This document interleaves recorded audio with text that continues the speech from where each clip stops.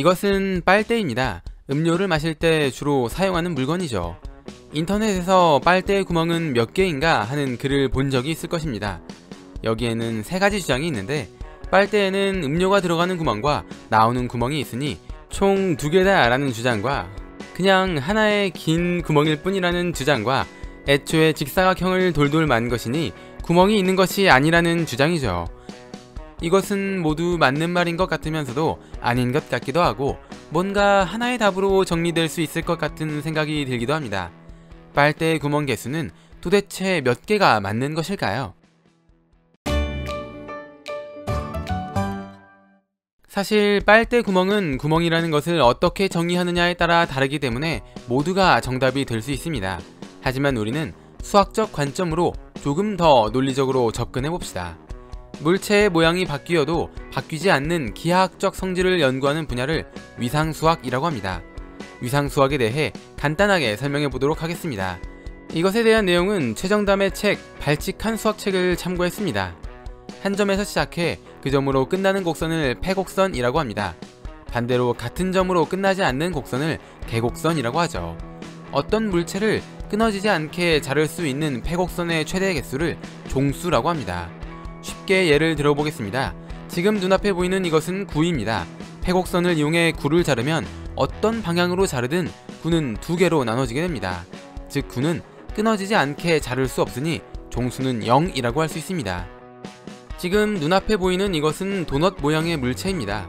패곡선을 이용해 도넛을 한 번 자르면 어떤 방향으로 잘라도 도넛은 계속 형태가 유지됩니다. 그리고 한 번 더 자르면 도넛은 2개로 나누어지게 됩니다. 도넛은 끊어지지 않게 한 번 자를 수 있으니 종수는 1이라고 할 수 있죠. 도넛 모양의 물체가 2개 붙어있는 이것은 어떨까요?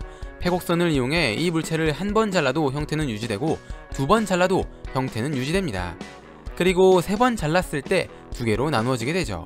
그렇기 때문에 이런 물체의 종수는 2라고 말할 수 있습니다. 이것을 바꿔 말하면 종수는 물체의 구멍 개수에 따라 결정된다고 할 수 있습니다. 그럼 이제 빨대를 패곡선으로 잘라봅시다. 패곡선으로 빨대를 한 번 잘라도 빨대의 형태는 유지됩니다. 그리고 2번 자르면 빨대는 2조각으로 나누어지겠죠.